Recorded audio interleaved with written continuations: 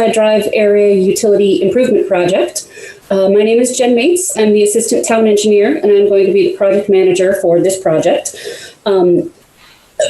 Fair warning, this is the first time that we are doing a meeting like this in this format with Zoom, so bear with us. I'm sure there will be a hiccup or two along the way, but we're going to try to make this go as smooth as possible. So we have here tonight staff from Underwood Engineers who've been hired to help with this project. We also have Paul Vlasich, the town engineer, and Jay Perkins, the highway superintendent, joining us tonight as panelists. We're going to do a little background about what the project is, the history of the utilities in the area, and what our intentions are. But really, this meeting is more of a listening session. We want to find out from the residents in this neighborhood what sort of issues you've been having with your utilities, specifically sewage and drainage, stormwater. So we've gotten a lot of great feedback from the survey that we sent out earlier this month. So thank you to everybody who has responded. And sorry about me forgetting to put the stamp in there for you, but a lot of surveys have made their way back to us already. So that's been great. There's one thing I wanted to mention. I do see that Chet is on the Zoom meeting. Thank you for joining us, and please tell your wife happy birthday, and thank you for sharing your birthday with us. Again, we're really just here to listen to what you guys have to say, what your input is about the neighborhood. So I'm going to turn it over to Keith Pratt from Underwood Engineers, and he's going to go through a brief presentation. After that, we're going to look at the Q&A feature. There's a button at the bottom of your Zoom screen, so you can click on that and type in any questions you may have as the presentation goes on. We'll answer all of those at the end of the presentation. And then if you still have other questions, there's the raise hand feature. So you guys can raise your hand. Bob Glowacki from the IT department will unmute your microphone and allow you to ask the question, and we'll respond. We're not going to have all of the answers tonight. We don't have anything designed. It's really about getting input at this point. So with that, I am going to turn it over to Keith. Thanks, Jen. Yes, and I'm pleased to be here and present this and facilitate this meeting. Again, my name is Keith Pratt, and I'm president of Underwood Engineers. And Eric Nichols is from my office, is going to put up a PowerPoint slide, which I'll speak from and through. That'll take about 15 minutes tops. And then we will entertain some questions and then go into what we're referring to as the public input, so we can listen to some of the things that you have. So Eric, when Eric gets that up, I will start. Okay. Hopefully everybody can see that. I'll assume that's the case unless I hear otherwise. So yeah, this is the Westside Drive Area Improvements Planning Public Information and Input Meeting. Next slide. You've already been introduced to the folks from Exeter. Paul Vlasich, town engineer, Jen Mates, and Jay Perkins is here as well. With representing Underwood Engineers, myself, and Cole Melendi, who's on this as a panelist, is the project manager, and Eric Nichols, who's the project engineer. So they're both here and involved with this work. Next slide. As Jen said, we'll go through the background. I'm sure you want to understand what's driving this and why we're here. We'll talk about the goals of this phase of the project and what the scope of this phase of the project is and how we're approaching it. We'll give you an update on some of the work that has been accomplished to date, because some things have happened. We'll talk about the public information stuff we've collected so far and how we're approaching this meeting, give you an update on schedule and contacts. And then we're going to end with the public participation, both questions, as Jen said, but most importantly, the input. And we have a system, a process set up here using the Zoom call where we hopefully can collect information from you as we enter into the next engineering effort. So next slide. This is the project area. So the white line depicts the limits of the work, or at least the limits of the study area that we're involved with. Several streets, all of them located in the neighborhood. We're looking at them in all the properties. I believe there's 90 properties, if I have that right, 90 built homes, and they're all part of the study area. So next slide. The reason we're here is from planning efforts that date back to 2013 and even prior, but in infiltration and inflow evaluation, which I'll talk about what that means in a moment, was done in 2013. And that was done on the town's sewer collection system in an effort to start reducing what we call extraneous flows, either stormwater or groundwater that enters into the sewer collection system, to keep it from going into the pipes, the pumps, and the treatment plant, which are costly and actually can cause some issues when we have backups because they get overwhelmed. Subsequently, there was a CSO long-term control plan. A CSO stands for Combined Sewer Overflow. And when these sewers are overwhelmed, we do get discharges into the river. So we are trying to avoid that. We have a plan in place to strategically take efforts to try to reduce those in a cost-effective way. And so it's these planning documents that defined how we're approaching it. Westside Drive area was one of the areas that was identified to reduce I&I. Next slide. I mentioned the combined sewer overflows. I defined that does occur when the sewer capacity is exceeded, and I've just talked about the plan that's in place to reduce the CSOs. And it was in there. And Westside Drive, was in there because a significant amount of infiltration and inflow was found to be coming from Westside Drive area, and was actually found that a lot of it is coming from outside the right-of-way. That is, it's not leaky pipes necessarily in the roads, but some pumps or other things that are on the property that are entering the sewer system. That's not sanitary waste. It's either roof leaders, sump pumps, or maybe even yard drains or basement drains. So next slide. These sources, here's a graphic that sort of depicts it, and hopefully you can see it well. But as I mentioned, the sumps and these drains, because of the high groundwater table, exist out there. And we have confirmed that in many cases, these are connected to the sewer.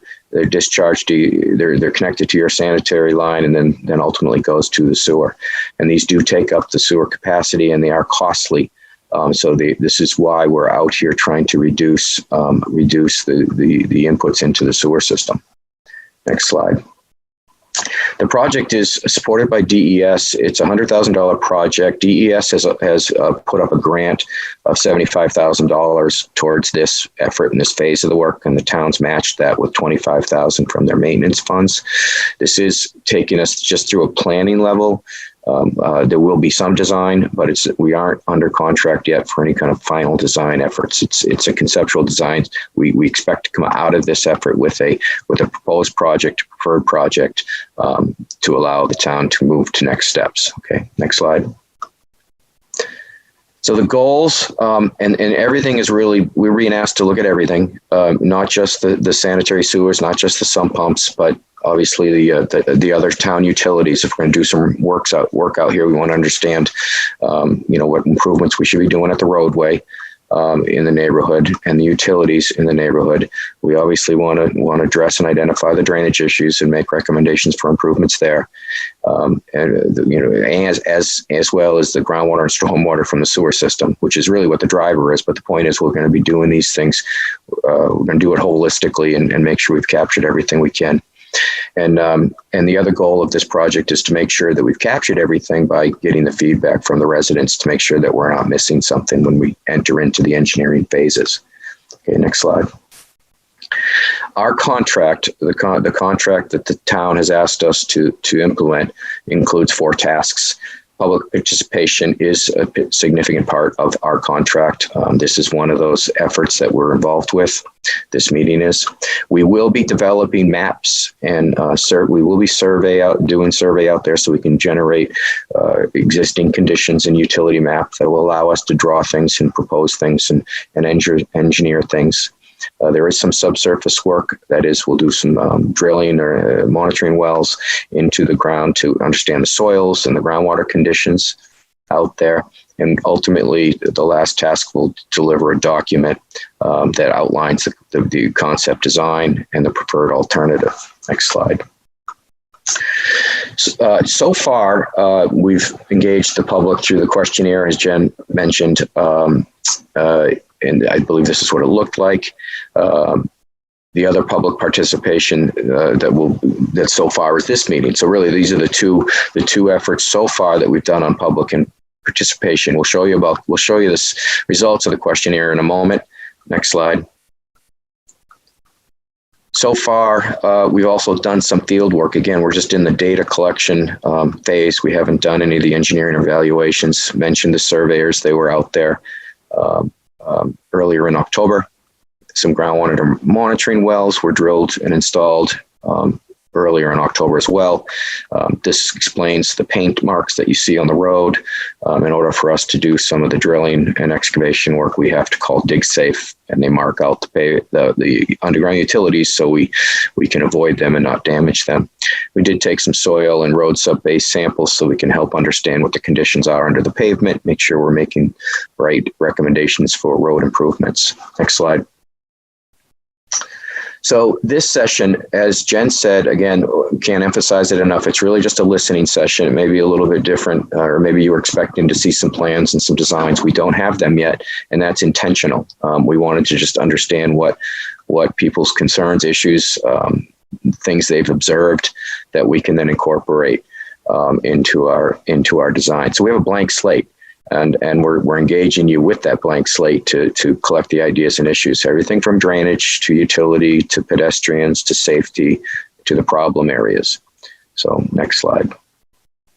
And the reason this is important, you might ask why we're doing that, but we find that it's much more beneficial for us to enter into the engineering phases and develop some alternatives, having been armed with the feedback from the folks that are going to benefit from the work. So that way we can address these, or if we can't address them, we can talk to you about why we couldn't, or alternatives that we were implementing to accommodate the issues.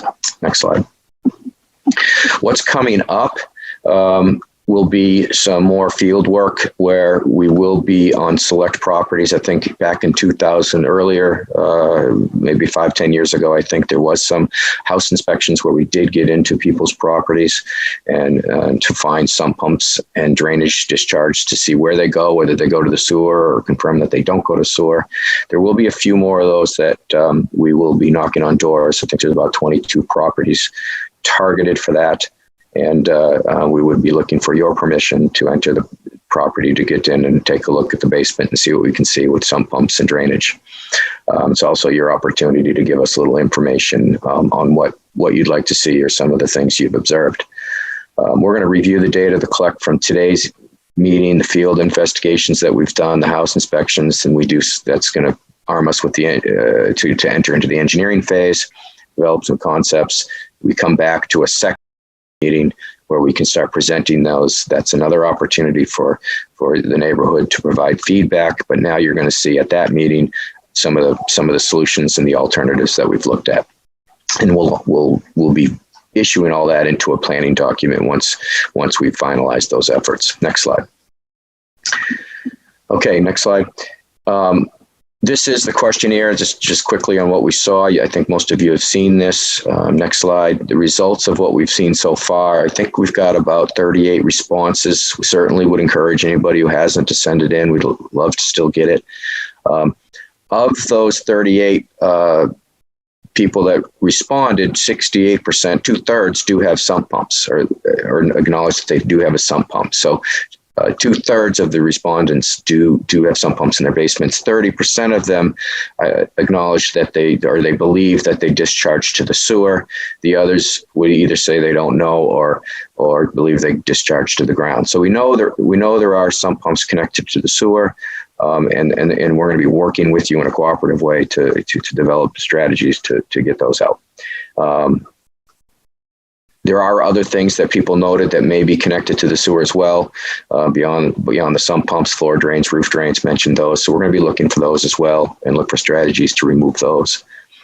Next slide. Graphic representation. I think that it was a survey. The online portion was a Survey Monkey. This just shows some of the things that we saw. Next slide. Sump pumps obviously being the primary thing that was connected to the sewer, but we also saw some people did acknowledge floor drains, foundation drains, and made some other notes as well. So we do have those. Next slide. And in that questionnaire, people did note other problems. We asked about sewer and drainage problems. People did note that there were odors at times. There are flooded basements. That's the blue bar. Quite a few people noted that, over 80%. Sewer backups, clogged sewer pipes, and other drainage problems were noted. All right, next slide. So before we enter into some of the public info things, I also wanted to note that there will be a when we go back to do our engineering, we will be coming back with some priority list things based on this input. So this meeting, the questionnaires, and anything you can do to stay in touch on the town website, that's all going to be useful. So even if you aren't able to get feedback today, we'd welcome any follow-up afterwards. All right, next slide. Schedule. The house, we mentioned some of the next effort fieldworks. They're going to start soon on the house inspections. There'll be ongoing public information continuing through the winter, as well as the design efforts and the planning document preparation. We anticipate that second public meeting to be sometime in the spring. Important to note, the schedules for final design and construction have not been established, but the town is targeting a design effort in 2022 for possible construction in 2023. At least that's the way they're outlined in your capital improvements plan right now. Next slide. Hopefully this slideshow will be up on the website as well, but this is the contact information for Jennifer, the project manager on this project for the town of Exeter, and Cole Melende, the project manager for Underwood Engineers. So if you don't have an opportunity to jot the contacts here, I think hopefully you'll be able to find it up on the website. Next slide. Okay, so what we've collected. So before we get into the public input and the questionnaires, I just want to show you graphically how this might work and what we've seen so far. So let's go to the next slide. We're going to be using an aerial map like this when we enter into the input phase of this meeting, and where Eric will be writing down comments if they are noted at a specific location, so we have a record of those things. This sort of shows you how we might do that, but this also shows you the things that we've seen are collected so far from the questionnaires. So we've taken the questionnaires with some of the information provided and put it on this graphic. The blue area is showing where, obviously there's some significant long-term ponding problems, and the purple areas are significant problems, maybe a little bit more in isolated areas that were noted. And then the yellow areas were areas noted where some ponding and some puddling in the backyards were noted. So we've already been armed a little bit with some of the drainage issues that came up and came out of the questionnaires. Next slide. Okay, so I think this is the last slide before we enter into the public input. So I wanted to just turn it back to Jennifer to see if there's anything she'd like to add, and then to see if there's any questions that may have come up. I may pass the baton to some of my staff if there's specific questions I can't answer it, but I'll take the lead on that. I do want to remind you again that we don't, as Jen said, and I said during the presentation, we don't have any design yet. We're here to collect information. Because we don't have any design, we don't have any costs. We don't know what or how much pipe or where the pipe or how big the pipe will be. So those things will be coming out at the future meetings. But what we do want to hear from is if somebody notes a pipe's undersized, or we have gotten some feedback and questions so far that, we'd be curious on specifics. You see things ponding for a long time. You see it rise all the way up to the halfway up my driveway. These are all important things we would love to hear and love to know. So, so specific engineering answers or construction answers or approaches we don't have yet, but because this is we're just collecting information. So with that, I'll turn it back over to Jen to see if there's anything she wants to add and if we have to address any questions. I don't have anything to add to the presentation, but there was one question that just came in. Is there a list of the 22 residences for basement inspections? Cole, can you speak to that? Do you know if we have specifically listed those properties?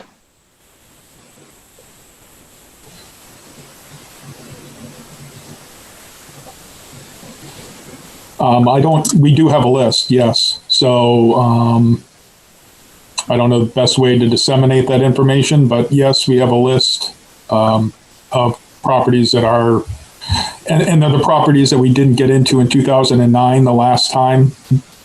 So the only properties we're trying to get back into are the properties that we didn't get into the first time in 2009. What do you think, Jen? Is there a way we can share that, or? I think Eric has that list in Excel. If maybe he could open up and just show the list of the addresses. So if he can work on that while we keep going through other questions. Sure, that's good.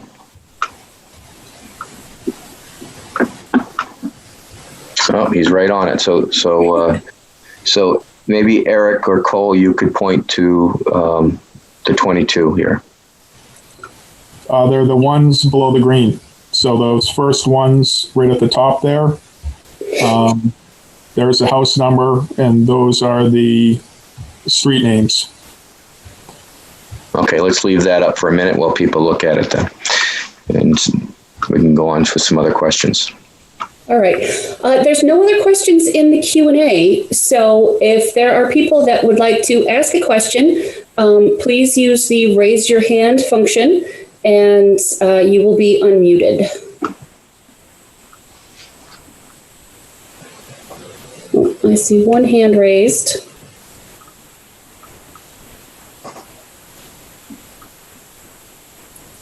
So you should be able to unmute yourself and. Okay. Hi, good evening. My name is Walter Hellison on 7 Silvio Drive.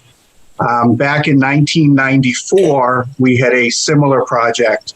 At the time, sewer and gas lines had to be redone here because during the original planning of this neighborhood, there was a lot of organic fill apparently used.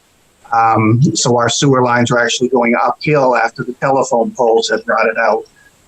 At that time, and I think a lot of the reason, other than the poor drainage to begin with of the wetland here in the clay, the level of the road was significantly raised, and that's easily seen by the fact that a lot of our sidewalks have disappeared, or the roadway is level with the top of the curbing now.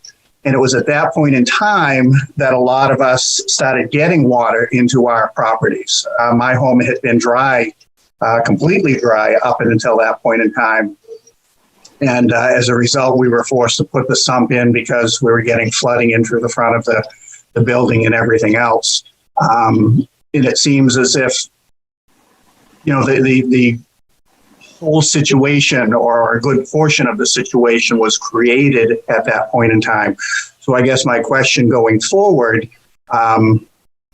is how much of that background information do you as the engineers already have? And is this going to be a wholesale reconstruction of the roadways in here so that not only are we talking about the underground transmission of water, but we're also looking at the surface runoff? Yeah, I'll tell you that we are aware of the project that occurred back then. Maybe not of the details. We understand that there was utility and road work that was done. But anything that can be provided, just like what you said, I mean, the changing of the grades of the roads, if that occurred, or if you have some knowledge of that, and we can certainly try to go back and look at some of the record drawings to see what we can dig out, that's all going to be useful. And changes in flow conditions or drainage issues that didn't exist prior but did exist after will be very useful to us. And so we will certainly make a note of what you just said. And if there's any other comments that people provide regarding that, that's going to help us.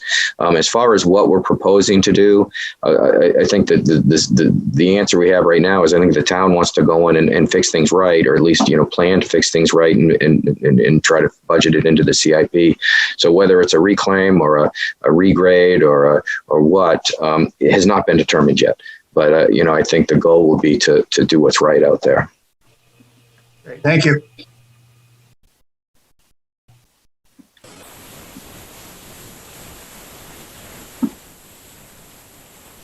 John Foley should be able to unmute. Yeah, I'm John Foley, live on 30 Westside Drive. I was just wondering, when these houses were put in here originally, did they all have sump pumps connected to the sewer? Is that the way they were designed? How did it all start? Yeah, don't know. I don't think it would have been designed that way. I think it sort of happens organically as people identify drainage issues, wants to put in a sump pump. Sump pumps may have been designed as part of the property, the building construction, with the intent that they would go out to the backyard or a sump or something. But I think over time, sometimes they may be connected to the sewer. I mean, it is against industry standard. It's actually against town ordinance to discharge to the sewer. But oftentimes it's really the only way water can get out of to the building and out of the yard. So it's an easy way to get it connected. So it could have been just organically happened over the last, since the building of the development itself. So I don't think it was intended that it would be built that way. I think it's just something that happened. It's not unique. It's, a lot of times this is what we see in a lot of the neighborhoods, especially the neighborhoods that have tough drainage issues and high groundwater. And Westside Drive, it's already been noted by some of the comment of the people here, is that there's drainage problems anyway. There's really no good outlet for a sump pump. And that's one of the goals that we're trying to take on, is that we want to, if we can provide places for the sump pumps to go, and it's easy for the homeowner to put it there, then it's a win-win. And that's how we're trying to approach this.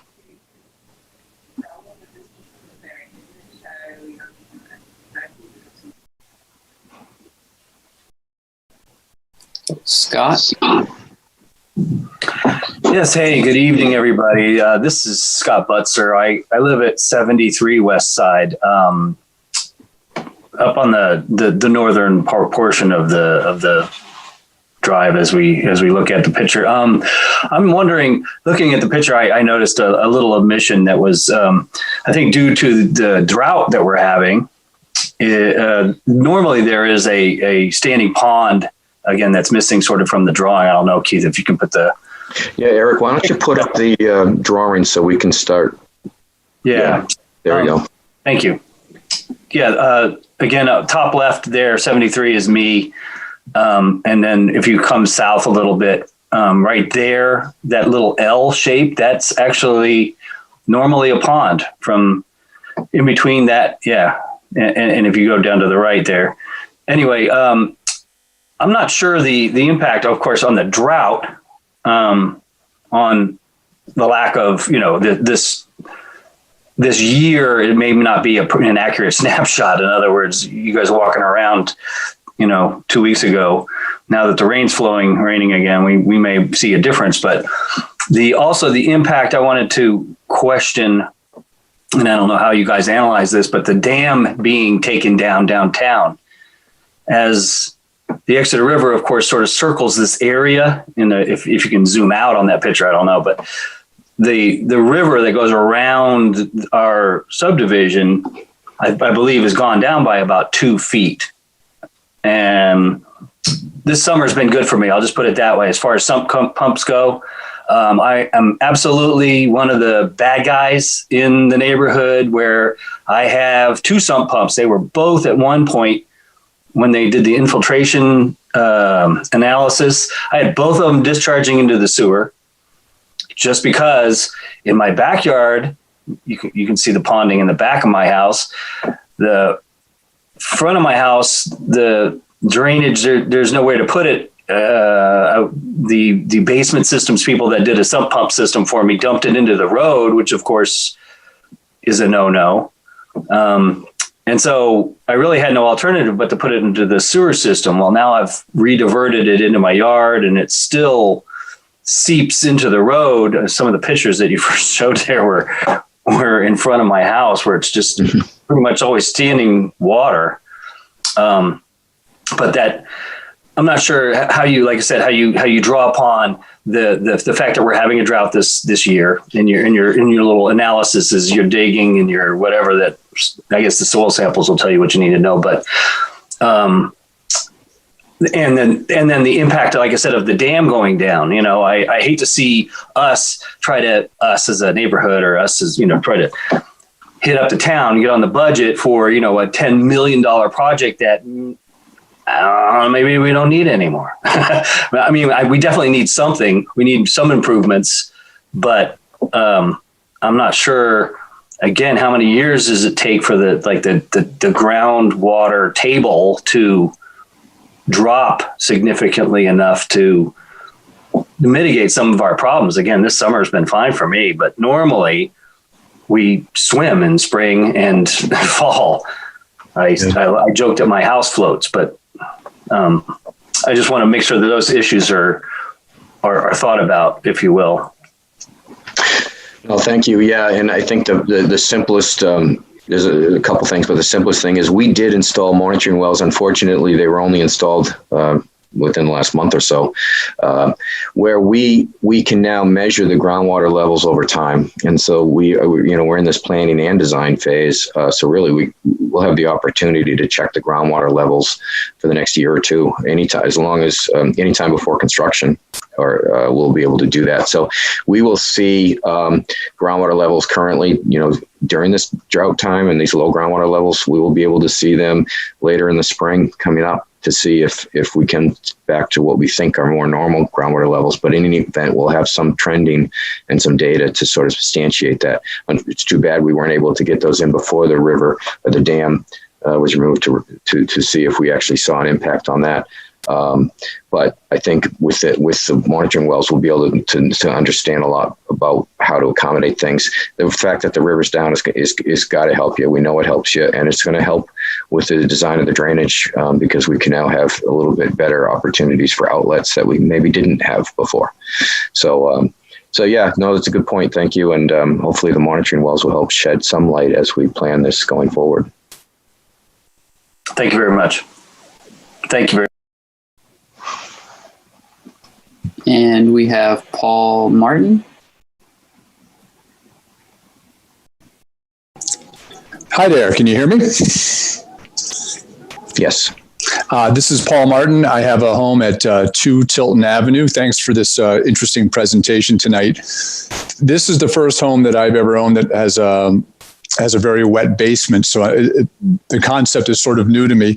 What is the primary cause for so many of us in this neighborhood having wet basements to begin with? Sounds like, if I understand the conversation correctly, it's a high water table. And in lieu of sump pumps, are there other means to mitigate wet basements?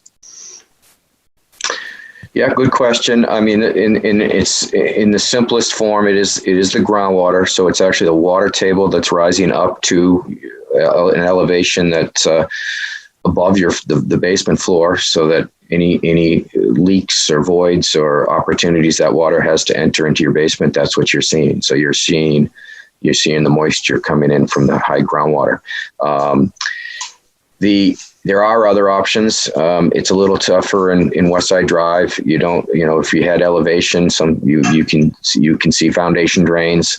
If you can actually construct a foundation drain with an outlet that would allow you to discharge that water before it backs up onto the backside of the foundations. We can maybe look at some of those techniques here, but due to the topography and some of the challenges here, it's probably going to you'd still probably need sump pumps.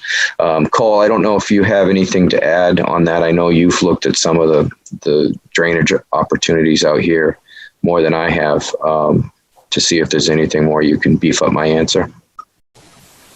No, I thought your answer was great, Keith. It's like I think of sump pumps and wet basements. It's a bit like the little Dutch boy, where the water finds a way it'll find a way. If the elevation of the water is above your basement floor outside your foundation, it'll find a way into the basement. It's very hard to mitigate. They do have like dry core floors. They do have some products, but what you're doing is it provides a gap so that you're not on the basement. The water oftentimes will still be below, still goes to a sump pump, but it's sort of a floating floor. So you have an air gap between it if you want to finish your basement. I know they do have products like that. Excellent, thanks. So the purpose of this project is to, it's not going to stop the water coming in the basements. It's just to better handle what we're doing with the water when we're pumping it out. Is that correct? Yeah, yes, good point. And that is right. I mean, the basic premise here is, and I think the previous comment was maybe there's some benefit with the river and the groundwater's being lowered, and there might be. But the basic premise here is that we assume sump pumps and wet basements are sort of a fact of life out here. So we want the opportunity for folks to continue to use their sump pumps and whatever we can do to keep the water out of the basements. And like you said, find the right place for it to go, as opposed to going into the sewer. Excellent. Well, thanks for the efforts.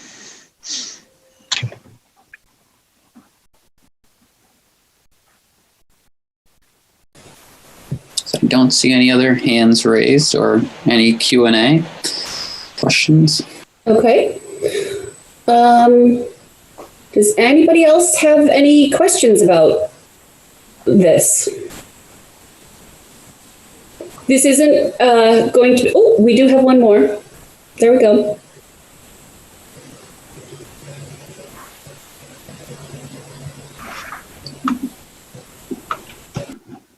Hi, my name is Luke Fillion. I'm from 50 Westside Drive. You had mentioned a certain area for sump pumps to discharge their water. Were you thinking multiple zones where this could be discharged, 1, 2, 3, or more?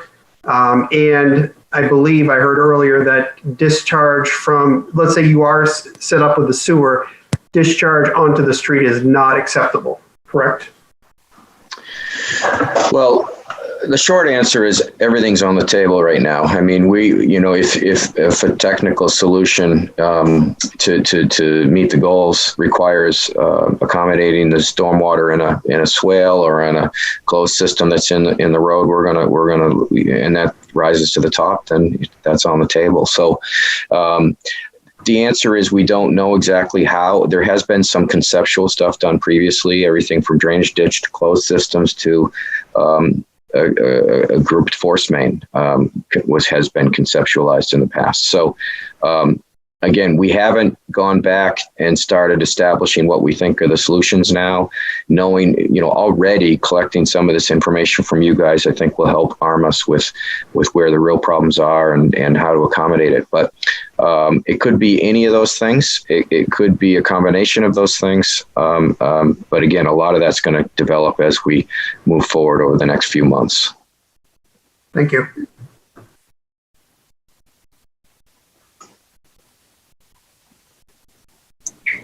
Hi, it's John Foley again. Is there any chance like the road is going to be repaved when this is done as part of this project, or when it's finished, or is that on the table too, or no? Yeah, that's absolutely on the table. I mean, okay. to fix the road.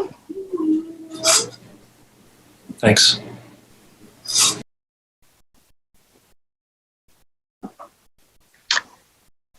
I didn't speak out of turn on that, Jen or Paul. I think we talked a little bit. No, not at all. Yep. And actually, while we're talking about pavement, one of the things that we will look at with this is the pavement width. It's very wide.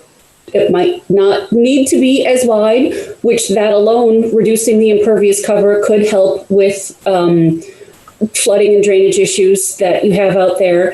But the other piece that we're going to look at for the project as a whole is the sidewalks. As someone had mentioned earlier, with the overlay that had happened, the sidewalks are almost non-existent in some areas, or they're just really deteriorated. They might be in areas that aren't as high traffic or not necessarily needed on both sides of the street. So we would definitely want, I know that we call this a utility project, but it really is going to be a neighborhood roadway utility improvement project, is our hope in the end. So any feedback about the sidewalks, please share. Oh, and that got 3 hands up. So Dale should be able to unmute. Yeah, hi. I live at 31 Westside, and I raised my hand initially because we have a sump pump, and it drains to the surface of the ground outside the house, out by the stream. And so if this is all about mitigating water that goes from sump pumps into the sewer, I'm not a part of that. Is that? We do have a wet basement, of course. We're in the neighborhood. Yeah. So is that accurate? Essentially, that's accurate. I mean, one of the drivers is they're trying to get the storm water and the sump pumps out of the sewer, but we also are noting that everybody's got some drainage issues, whether it's a wet basement or yard issues. So where we can accommodate that. Maybe the discharge on your yard hasn't been a nuisance to you. It makes its way to the stream, and others who are discharging onto the yard, maybe it's creating some issues. And if we can figure out ways to accommodate them to help, then we will do that too. So again, I think knowing about them helps us maybe figure out ways to accommodate them if possible. So yeah, indirectly, I think there are things that people will see benefits for too, possibly more than just the folks that have sumps connected to the sewer. Okay, good. Also, if we do repave all of the roads and narrow roads and such actions like that, will there be changing of the grade in the neighborhood? It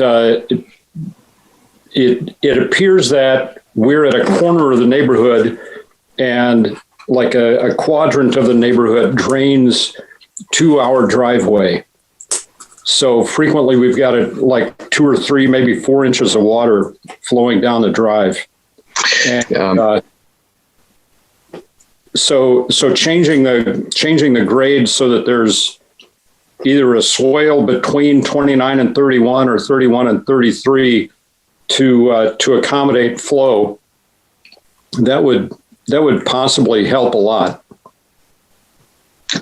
Good. No, that's great. Eric's going to make that note. And yeah, those are the things that we want to know about. And will there be grade changes on the road?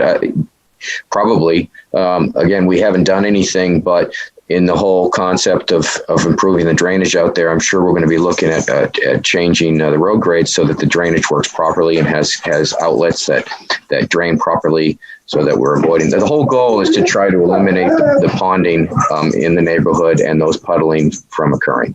Okay. Whether it means we raise the road or don't raise the road, the goal is that we want to avoid those puddles and ponds. It's not good for the road either. Right.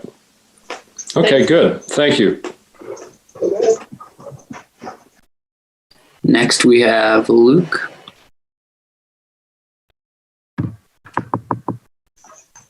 Yes, this is Luke Fillion from 50 Westside Drive again. Just to put a note, I think I mentioned this in the questionnaire, 49 and 51, there's a drain between those two houses. That drain gets clogged up very, very often and creates a big puddle. So does down the road near 55 and 57, I believe. And usually you'll have to drive through, maybe I'm off on the numbers, but sometimes in the spring or the spring or the fall, you'll have to drive through almost a lake due to the drainage. But I think Jen answered the question, but I'll still touch upon it.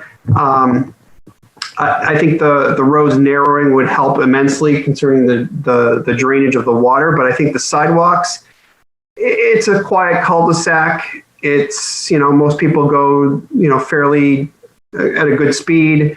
Most people don't use the sidewalks because they've slid into the earth. They've kind of settled.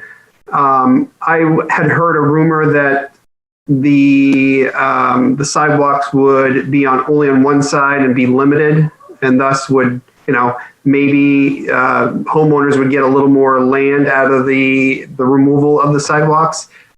Is this the case? Have you thought about maybe an exterior sidewalk throughout of all of Westside Drive, or maybe an interior within Westside Drive, and maybe a sidewalk on Tilton, Scammon, Silvio, and Blanche? I don't know if that helps. So it's good information. And again, I don't think we've, and this is the feedback we're looking for so we can help accommodate how we can respond. But I don't know that I have any, or we have any specific thoughts on what we're going to do with sidewalks other than to try to accommodate what people's needs or wants are out there. But we certainly are trying to reduce impervious area, and which would increase green space for everybody and improve drainage. So that's certainly a goal. Jen or Cole, do you have anything to add? No, it's great. I mean, that type of very specific feedback, where you'd like to see sidewalks, where you think you need sidewalks. You all know better than we do about how you use the streets. So any of that feedback, we may not be able to accommodate it. We're trying to listen now, but that's fantastic feedback. Thank you. I'm going to chime in with a Q&A here. Chris from 19 Westside had asked about drainage issues in front of 19 Westside and how that would be mitigated. It's not highlighted on the plan currently. So Chris will definitely add that location as a area of drainage issues in the road. And see how we can include that into the design to address that. Oh, I'm sorry, not in the front, in the back where the yellow is highlighted. Next up, we have John Foley. Well, again, I live at 38 Westside Drive, by the way. I was just going to comment on the sidewalks. I don't think you even need sidewalks in this neighborhood, just because I've never seen anybody really walk on them. So usually, we do have a big road. People walk on that, and as far as parking goes, it's great. There's plenty of place to park on the road. But I get it if you need to get rid of the water. I think that's more important than the wider road. But I would say the first thing I would do is just, I don't think you need sidewalks. So that's all. And next we have Paul Martin. 1 second.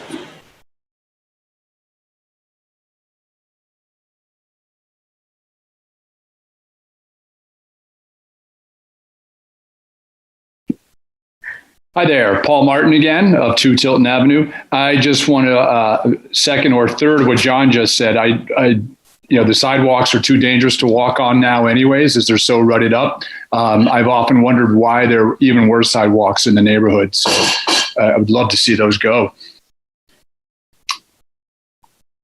And that's all I have.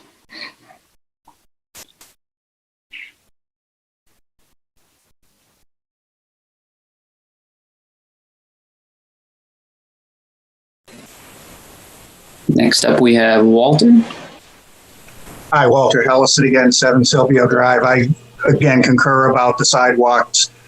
We've lived here through a couple of generations of kids, and I don't think you see any kids using them or even families, because it is a very safe neighborhood. The one possible exception would be on Westside Drive, as it comes around right as you come into the neighborhood and turn right in front of 2 and 8 and going around that corner. That can be a very blind corner. That's really the only tricky part when you're walking. In terms of highlighting poor drainage areas, and you have La Pearl Ave noted, in the wintertime on La Pearl Ave, especially across from number 4 going over to the drain, which is between 82 West Side and 8 Silvio, at any given time, you're going to find 3 to 5 inches of ice when it is really bad there. There's a drain of some sort that comes out between number 4 and number 2 La Pearl. And it's probably, I want to say, at least a 4-inch diameter pipe that's coming out from the ground there. And there's just no way that the road is graded so that the water's even really going across to the grade. In fact, the flow of water from Silvio Drive from my house, 7, it actually crosses the street, goes to 8, and then goes around the corner to the right to the entrance to the drain, like in front of 63 West Side. So it doesn't really flow where you think it would go. It's doing all kinds of corners. It's actually, it's going the opposite direction. That's where it should go, where you just drew it. But it actually goes, that goes to the drains that are over there someplace. So the flow is really bizarre. And like I said, that section in front of La Pearl is just dangerous. And I'm sure everyone who drives there in the wintertime has front end alignment issues.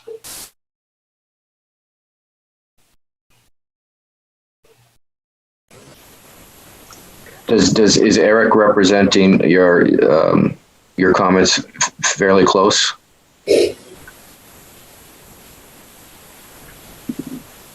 Oh, I think he's muted now. Oh, okay. Hopefully we did capture those. Next up, we have Megan.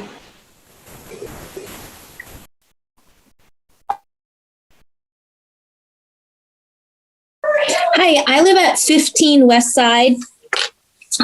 We have it's actually in the presentation, there's a photo of the storm drain that is, it appears has broken and is up at a 45-degree angle.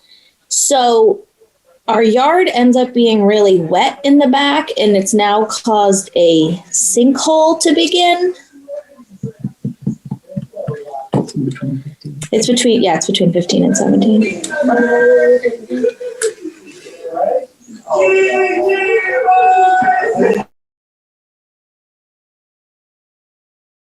Okay, good. And the sinkhole is hopefully she didn't mute yet, but is the sinkhole located in the roadway or more on your property? Oh no, it's in our property because the pipe looks like maybe it's broken off, it's become disconnected, and so it's pointing up, and right where the pipe would have been is a sinkhole, and it's supposed to drain towards into the river. Okay.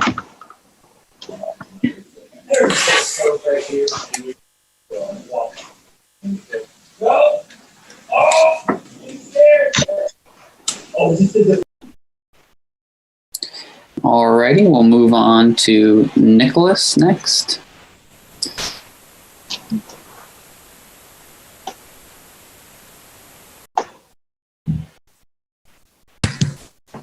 Hi, yes. My name is Nicholas. I live at 1 Tilton. I'm the official lighthouse keeper of Lake Tilton.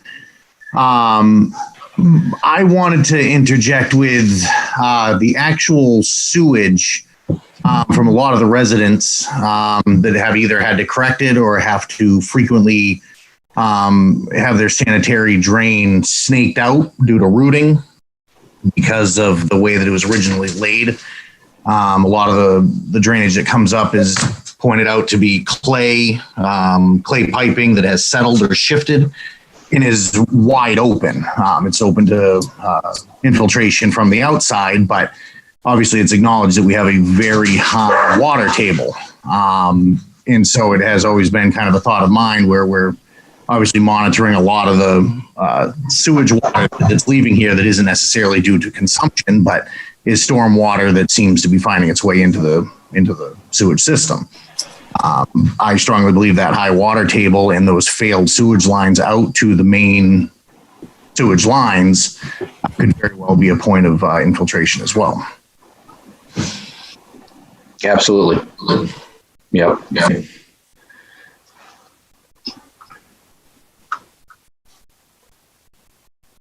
And that will be part of the things. If we can figure out where and which ones, that certainly will be part of the discussion.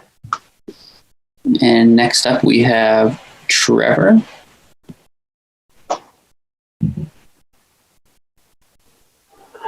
Hey there, this is Trevor Matera. I live over at 9 Westside Drive. First of all, I just wanted to throw in my opinion about, I agree with most of the other callers about the sidewalks. I think they can probably be removed in most cases.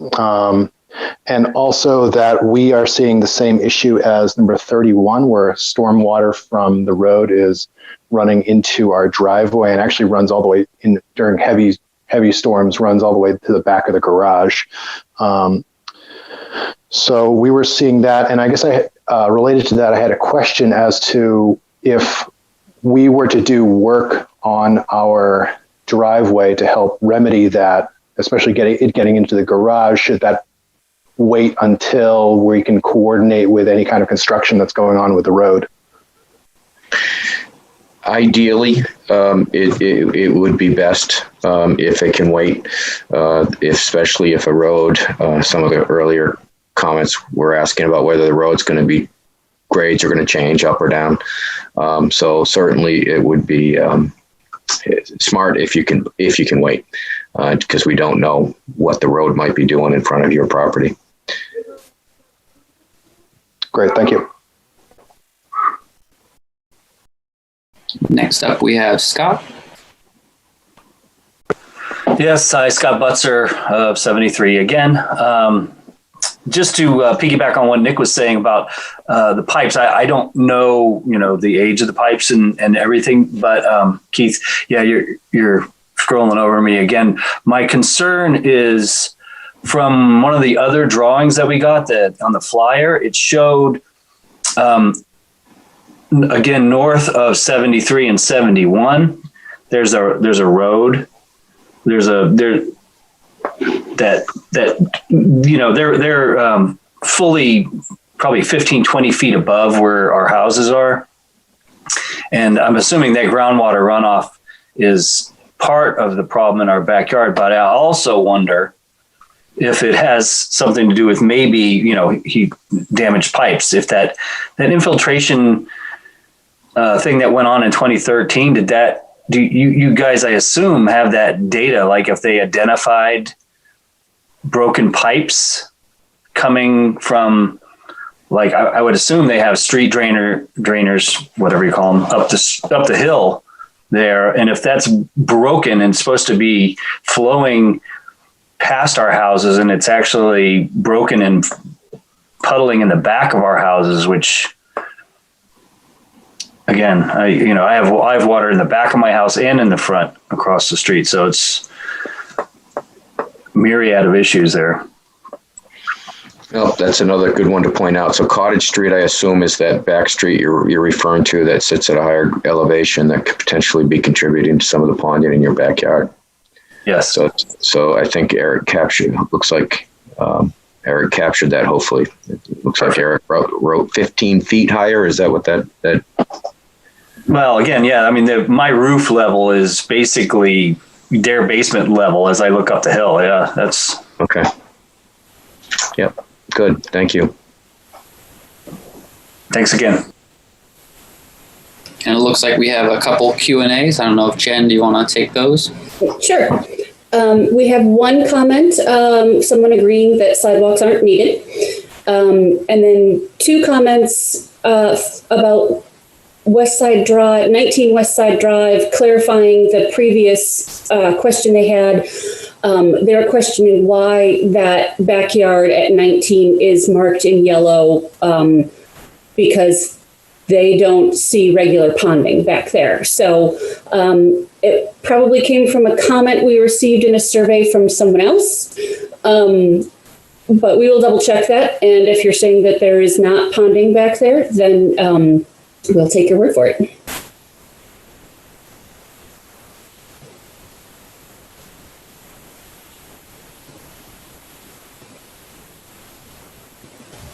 I guess, can I chime in here, Jen? Sure. So, we did the best we could trying to interpret the feedback that we got from the mailers and the Survey Monkeys. So that's part of the reason why we wanted to display it here. So if there are any discrepancies from what you see, how we represented it on these plans, we appreciate the feedback. And we have Luke again for another question. Not necessarily. Hi, all. This is Luke Fillion from 50 Westside Drive. It's not really a question. I just wanted to bring this up in case you guys probably noticed it. In the corner of 77, 75, and 76, going into 73, there's a lot of ponding, but a lot of the ponding is rusty water that is a little abnormal from the rest of Westside Drive. So just wanted to bring that up for, in case that's something bigger that you may not have, noticed at all. But rust stains on the tar on a regular basis, and I don't know if it's just gasoline from the cars, but sometimes the water can get a little dirty. Yeah, that orange staining, there's probably high iron in the soils in this area. It's really common throughout town. So when it gets to really high levels, if groundwater is breaking out, you'll see that staining happening. Okay, good. Thank you, Jen. Next up, we have George.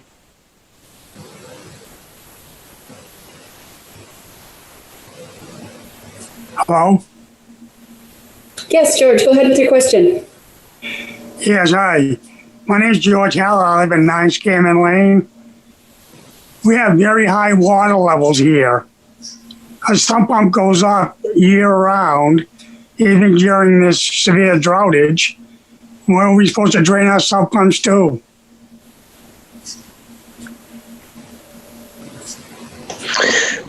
And again, so our hope is that when we come back to the second meeting, we will have some options that does try to accommodate folks that have to have their sump pumps because they continue to run year round. We recognize and acknowledge, and our assumption is everybody's going to need their sump pumps. So we're going to be doing our best efforts to accommodate those. So I see Eric just made a note that your sump pump runs constantly. So that'll be good information for us to have as we look for solutions. Thank you.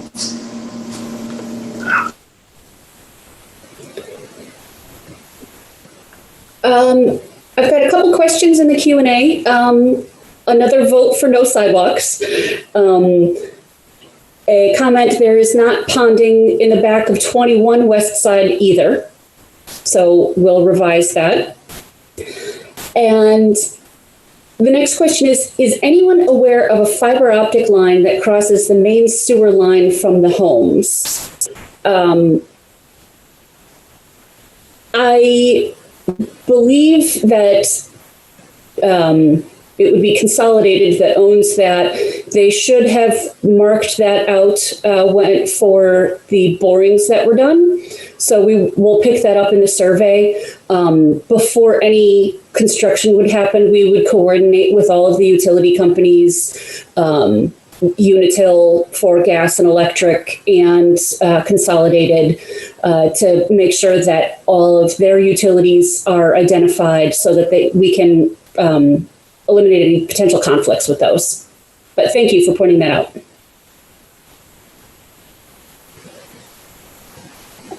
We have another no for sidewalks. I think we're getting a trend here. And 2 Tilton, the sump pump operates year-round as well. Next up, we have Allison.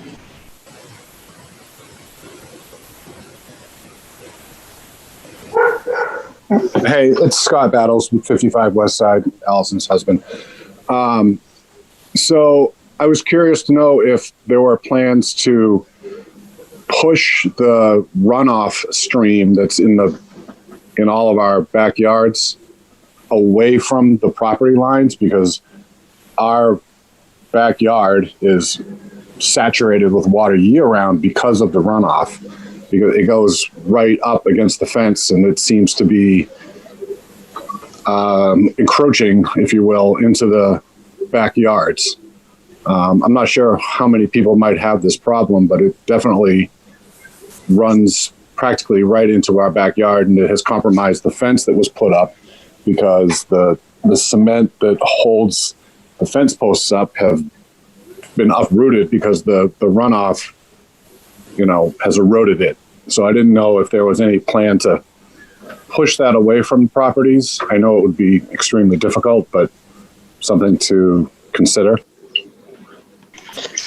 Yeah, I'll start and then just make sure I answer it correctly, and Jen can correct me if I'm wrong. But to be clear, most of the work we're essentially doing here is just going to be within the right of way. So we're not necessarily. It's good to be aware of these issues, because if we're going to be doing something out in that area of the project, we don't want to make it worse. Or maybe there's things we can do at the roadway to prevent water from going that way. But right now it's not envisioned unless it's something that we need to do to outlet water by getting permission to be on your property, or an easement to be on your property, or an improvement to an existing pipe that maybe crosses your property. We're not necessarily targeting to go back and do a lot of do any regrading in people's properties, but certainly understanding what's happening back there, we can do things maybe in the roadway potentially to keep things from getting worse, or maybe even improving them. But that's, it's not, the work we'll be doing is really within the right of way. Okay, yeah, I figured as much. I just thought it would be worth noting. Yep. No, good. Exactly. That's good. Thank you. Thank you.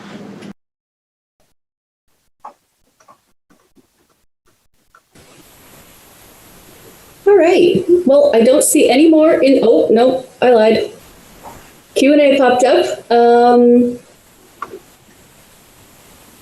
Okay, so there's issues. Denise at 19 Westside. I may give you a call, Denise, and maybe stop out there and take a look so that I can better understand. It's tough to communicate on a chat. So I think it would be a lot easier. I will follow up with you and try to get a better understanding of what's going on with your backyard. With that, I think that's the last of the Q&A that I see, and no more hands are raised. This is not the last opportunity that anyone has to share any information. The PowerPoint presentation will be put on the town's website. There is a specific project page for this project on the town's website. It was included in the letter that was sent out. Or if you go to exeternh.gov and just search Westside Drive, you'll find the website that way as well. It has all of my contact information. It has the survey link if you have not completed the survey and you have additional information you want to send in. Please feel free to do that, or just email me directly. This has been really great. I really appreciate all of the feedback that we're getting.